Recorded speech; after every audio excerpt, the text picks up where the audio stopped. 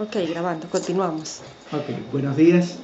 Para hablar de cambio climático es importante saber realmente qué es o a qué nos referimos cuando hablamos de cambio climático actualmente. Y una de las definiciones es que es la variabilidad del clima en un periodo de tiempo relativamente considerable, por lo menos más de 30 años o siglos o tiempos mayores. Una de las cosas que hay que entender es que el clima ha cambiado durante toda la existencia de la Tierra, de todo el desarrollo de la vida sobre la Tierra, de los 4.600 millones de años que tiene la Tierra. Pero actualmente llamamos cambio climático a esa variación del clima que se ha acelerado debido a la intervención humana. Y en este sentido, el hombre tiene muchísima implicación en el cambio climático, ya que se ha estudiado y se ha encontrado que durante los últimos 150 años, desde el periodo de la revolución industrial, los niveles de CO2 y de otros gases de efecto invernadero han ido incrementándose en la atmósfera y esto origina, entre otras cosas, que el balance de entrada y salida de radiación de la Tierra, que es finalmente quien controla la temperatura sobre el planeta entero, haya cambiado, haya un desbalance, y en este sentido lo que produce el CO2 es una absorción de la energía que sale, que debería salir de la Tierra y se reirradia hacia ella, aumentando la temperatura de la Tierra, la temperatura promedio. Este cambio significativo viene produciendo entonces una alteración de todos los procesos climáticos, de todos los elementos del clima, no solamente la temperatura, sino la precipitación, la cantidad de agua en el suelo, los vientos, los eventos extremos, las temperaturas máximas y mínimas que puedan ocurrir y muchas otras variables asociadas con el clima. ¿Qué elementos intervienen?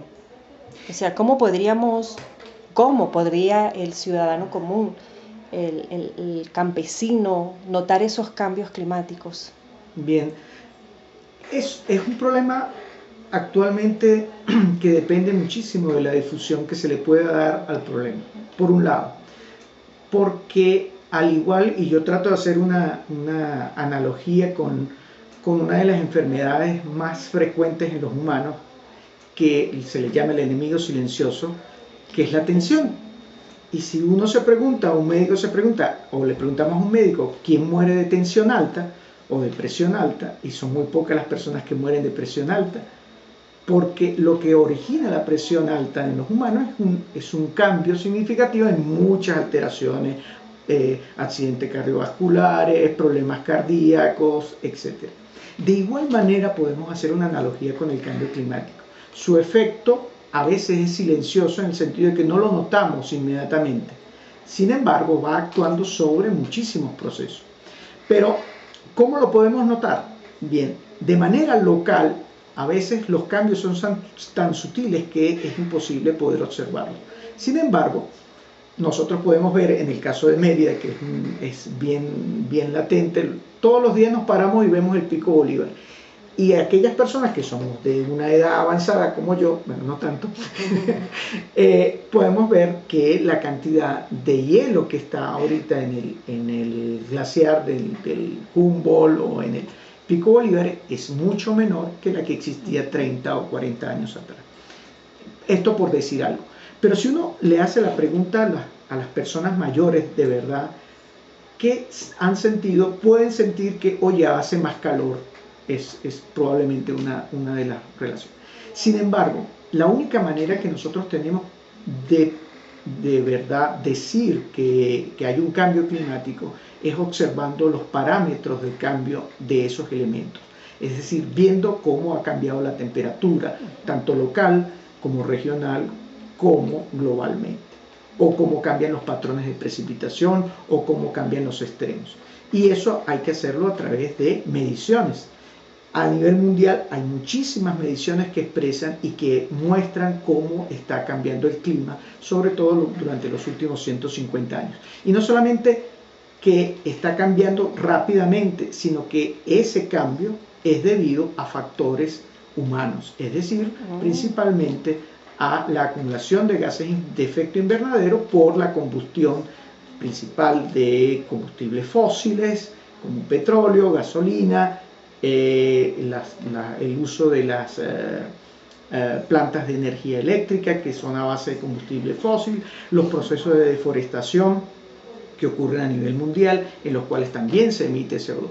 Todos esos gases, y no solamente CO2, sino también metano, que se produce muchísimo en la agricultura y en otras actividades de productividad, están generando gases que hacen este desbalance del cual les hablaba al inicio. Y eso está medido y se puede datar, y hay muchísimas evidencias de los cambios que se están sucediendo. ¿Cuáles son esas evidencias y cómo impacta? A ver, las evidencias son cambios a nivel, primero, de la temperatura global de la Tierra. Se ha estimado que la temperatura en los últimos 100 años ha aumentado por encima de 1 grado centígrados, que es muchísimo más rápido de lo que ha ocurrido durante los últimos 1000 años. Esto es importante. El nivel de los océanos se está incrementando. Hay un rápido deshielo de todas las zonas glaciares del Ártico, del Polo Norte, que es prácticamente solo hielo, y también de la Antártida un poco, y de todos los glaciares del mundo. Aquí en Mérida solamente tenemos el Pico Bolívar, pero en otras regiones como Perú depende muchísimo el agua de subsistencia para las personas de la deglaciación de estos glaciares. Y si eso se termina o completamente se deshiela, va a haber graves problemas para el agua, por ejemplo.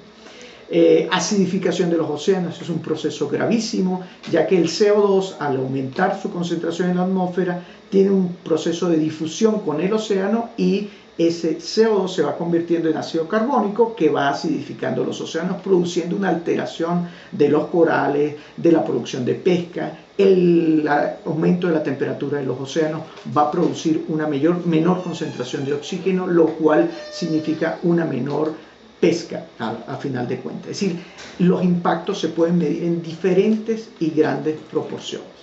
El trabajo de las universidades es importante en este sentido a través de los centros de investigación, y en el caso particular del Instituto de Ciencias Ecológicas y Ambientales, ¿qué proyecto al respecto tienen para el caso específico de Mérida?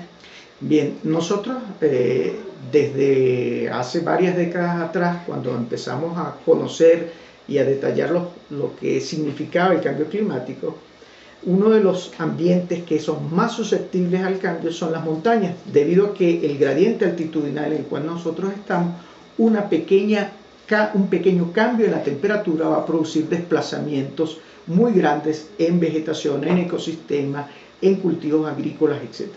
Esto nos llevó a plantearnos diferentes tipos de investigaciones a diferentes escalas, como en las diferentes áreas de investigación que trabajamos acá en el instituto.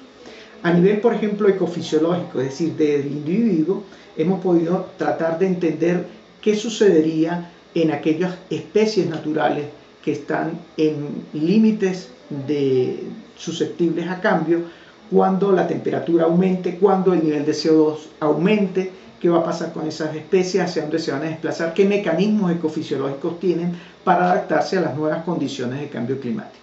De igual manera, estamos viendo a nivel ecosistémico cuáles serían los impactos que se generan, no solamente a nivel de las especies, sino de cantidad de agua en el suelo, cuál va a ser el balance hídrico de esos ecosistemas, hacia dónde se van a mover esos ecosistemas en escenarios de cambio climático, cuál va a ser la respuesta de ensamblaje de las diferentes especies que se adapten mejor o no a él. Y un nivel espacial un poco mayor, a nivel regional, ver cuál sería la nueva distribución de ecosistemas, hacia dónde apunta un cambio climático, cómo van a cambiar las grandes formaciones de vegetación.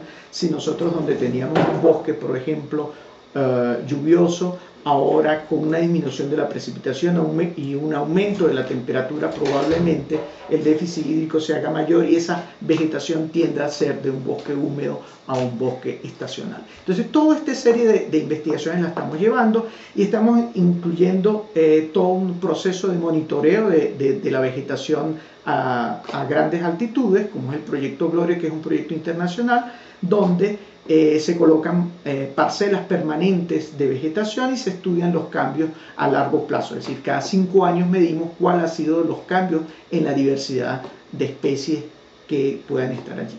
¿Alguna sugerencia para la comunidad para que de alguna manera puedan resguardar desde si la respuesta al cambio climático es por intervención del hombre, cómo podría el mismo hombre ayudar a disminuir el impacto? Bien, aquí la tendencia internacional es a 2 grandes procesos que van asociados a tratar de enfrentar el problema del cambio climático. Además de la investigación que se está haciendo y de la investigación enfocada a los impactos y de la investigación enfocada en entender los procesos de cambio y cómo va a responder los ecosistemas y la actividad, los paisajes, a nivel internacional tenemos 2 procesos. Uno es la mitigación, que corresponde a todos aquellos procesos y actividades que van destinadas a cambiar patrones de uso y consumo, sobre todo asociados a la energía, dentro de las comunidades. Y donde hay un papel importante desde el punto de vista de la responsabilidad social, tanto de las personas como de las comunidades, como la del Estado. El Estado en generar políticas que vayan destinadas a la disminución, por ejemplo, de la emisión de gases de efecto invernadero. Esa es la preocupación mundial, ¿sí? Por ejemplo, cambiar a tecnologías limpias, donde la energía eléctrica que se produzca en un país no venga directamente de las plantas de consumo de energía fósil, sino hacia energías mucho más limpias como la eólica o la energía solar, como la está haciendo otros países, ¿sí? En este sentido, los países han venido trabajando en conjunto, y esto es lo que llamamos las convenciones marco de las Naciones Unidas para el Cambio Climático, donde se reúnen anualmente. Este año, en el 2015, va a ser en diciembre en Francia, donde se espera llegar a un acuerdo mundial sobre reducción de emisiones de CO2 por diferentes razones en diferentes países. Para poner un ejemplo concreto, 30% de la producción energética de China para tener el nivel económico, estamos hablando del país con mayor cantidad de personas en el mundo, el 30% de su productividad más o menos viene de la energía derivada todavía de carbón, ¿sí? Entonces, una de las ideas que tiene China y que debe apuntar hacia allá es cambiar a energías mucho más eficientes, ¿sí?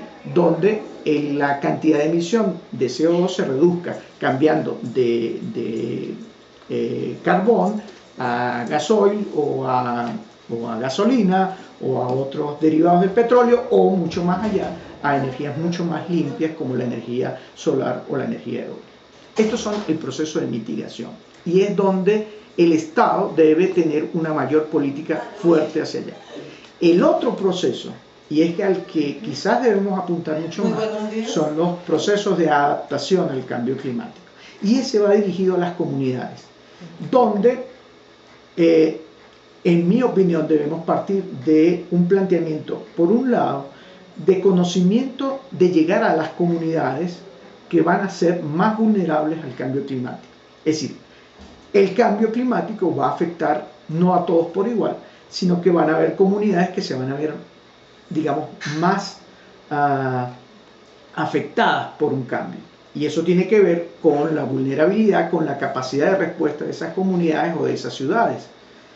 Pongamos un ejemplo, en el caso venezolano, y en los Andes en particular, se espera que para finales del siglo XXI, la temperatura en el mejor de los escenarios, un escenario intermedio, aumente aproximadamente alrededor de 2 grados centígrados para los Andes. Pero no solamente eso, el problema es que la precipitación se va a ver disminuida en un alto porcentaje. Y eso significa que en aquellos lugares donde en este momento haya escasez de agua, si ese lugar va a tener una mayor escasez de agua en el futuro, ya sea para la productividad o para el consumo humano, pues debe tomar acciones de adaptarse a ese proceso que se viene. Y eso significa una planificación de trabajo muy consciente con esas comunidades. Y en eso también nos estamos enfocando. Nos estamos enfocando en programas de planificación para la conservación y para la conservación en escenarios de cambio climático, donde podamos trabajar con las comunidades para que desarrollen planes y estrategias que vayan dirigidas hacia la búsqueda de oportunidades en estos escenarios de cambio climático. En las ciudades pasa igualmente. Entonces, esos son los dos grandes programas, digamos, que se tienen. Y dentro de cada programa hay muchísimas estrategias que se pueden hacer. En algunas ciudades ya de Venezuela se está planteando, por ejemplo, el establecimiento de islas verdes, que es un programa que va hacia digamos, al mejoramiento de parques con arborización para atenuar las altas temperaturas que van a generarse dentro de la ciudad. En el caso de Mérida, igual, nosotros tenemos el corredor del Parque Albarrega dentro de la ciudad, y este podría ser una oportunidad de rescate de este parque frente a las políticas erróneas, por ejemplo, de construir al lado en las áreas del parque, que no voy a entrar en esa